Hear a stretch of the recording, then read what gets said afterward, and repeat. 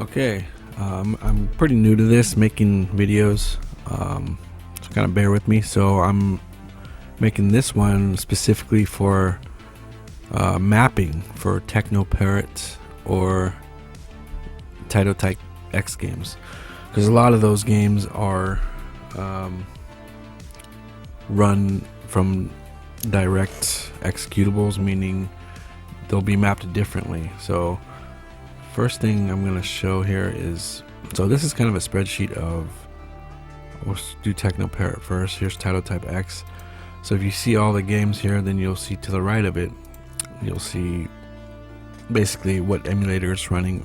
But this list basically means how it's configured. So so for example, after Burner Climax, you configure the controls with TeknoParrot.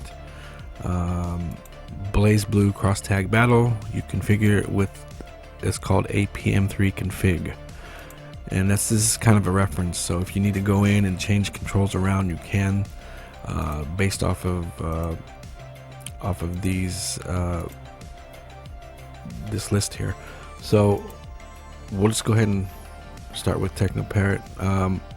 Say I want to change the mapping in Batman, so I'm just gonna, so if you look at the game location, it's located in drive D, ROMs, and TeknoParrot. The TeknoParrot emulator is located on the D drive, emulator / TeknoParrot. So anytime you see jconfig, APM3, Dolphin, rconfig, and so on, every time you see something that's not TeknoParrot, these mapping configurations are within the game directory. So if we wanted to like change the controls in this game here, you just go into the game directory, which is game location. It's under ROMs TeknoParrot. So maybe we'll just go ahead and do that first. So open up a file explorer, go to ROMs. Well, I'll just kind of show you from the beginning. D drive, ROMs, and we would go to TeknoParrot, and we're going to go to Blaze Blue Cross Tag Battle, and the APM3, if you don't see it in the root directory, it's probably in here. So if you can see it, oh, one more thing, I always turn off my antivirus just to be safe, just because a lot of these are false positives, meaning they'll turn off, they'll quarantine certain files that Windows thinks are a virus. So I just turn off real-time protection. You can turn it back on if you want. Just that way none of these files will get automatically quarantined. So if you can see, the APM3 config is here. We'll just double click it, and this is where you do your controls. So don't mind this stuff here. I don't want more confusion, but as you can see, I already have my stuff mapped. Now say you have a control pad, right? You can actually switch it to control pad by going to X input, Xbox gamepad, but I specifically have joysticks. This is for an arcade build, so let's leave it on input. So basically you just, I'll just go ahead and go through some of these. Double click it with your mouse. It's gonna wait for an input. So for start button, I'm gonna press start. For coin, I'll press coin, and for up, down, left, right, and so on and so forth. And I always for the exit key, I always use escape. I usually use the keyboard escape, in which there is a button map to escape on the joystick, so that should be fine. So yeah, so that's all done. So that's basically how you do non-TeknoParrot mappings. You just hit OK, and it saves it.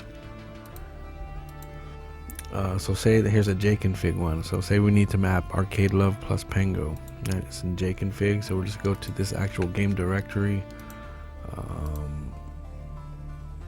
Right here, there's jconfig.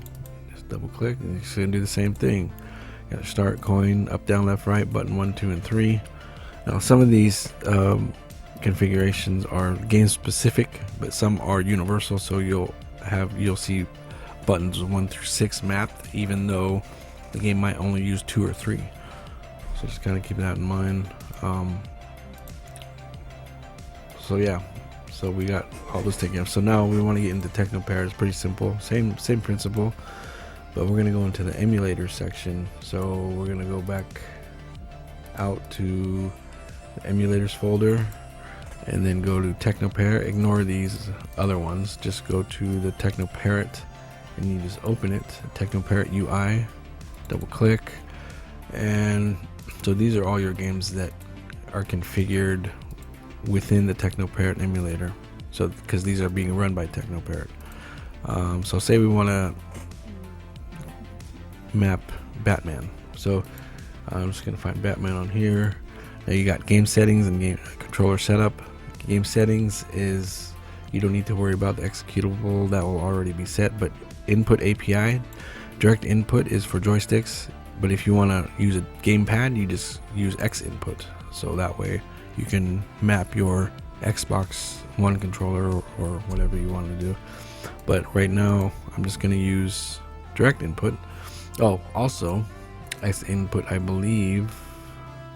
Wait, hold on here. Because you can map your steering wheel as well. But we're just going to use joystick and buttons for this example. So direct input, use keyboard button for access. Disable. So there's, every game has their own options. I mean, you can kind of go through the options if you want. If you want to disable auto acceleration, you can, which I probably will. Force load dev settings, I'm just going to keep that checked. I do not want windowed. So everything should already be set, but the controls you might need to map in case sometimes if you switch controllers or you want to try using the gamepad or whatever.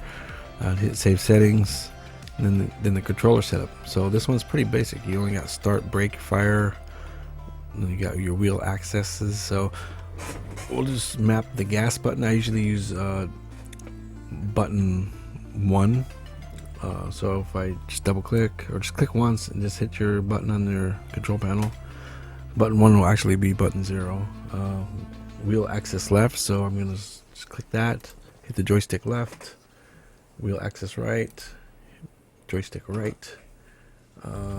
Start button is your start button on the control panel, which is button 7. Brake will probably be button next to the gas, so button 2 on the control panel, but it comes up as button 1. Fire is like shooting, so I'll just make that the next button.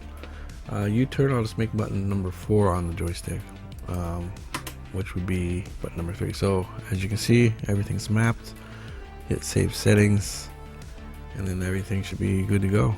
So go ahead and close that out. So yeah, so you can go through, everything should already be good to go. But like I said, if you want to switch things around, that's how you do it.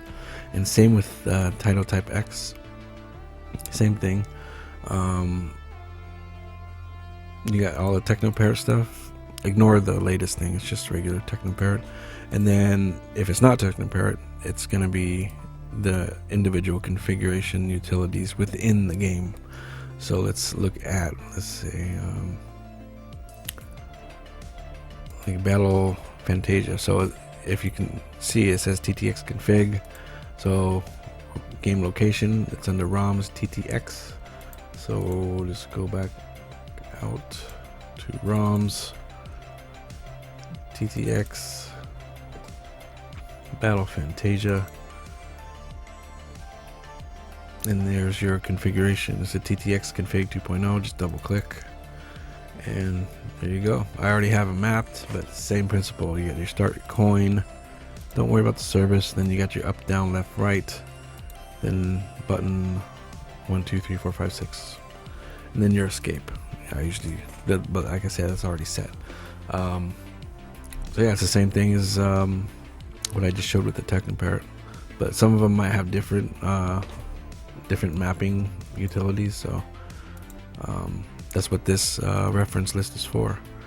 As you can see, a lot of these TeknoParrot games do use TeknoParrot, but the ones that have their own configuration is not running from TeknoParrot.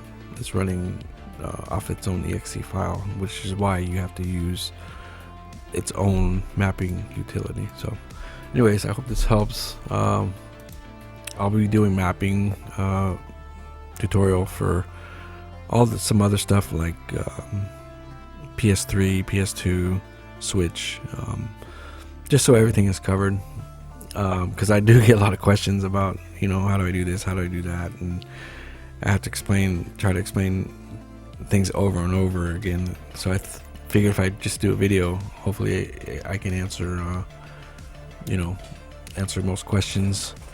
Like I said, this is my first video. Well, I haven't done videos very often, so hope this helps. But eventually I'll get better.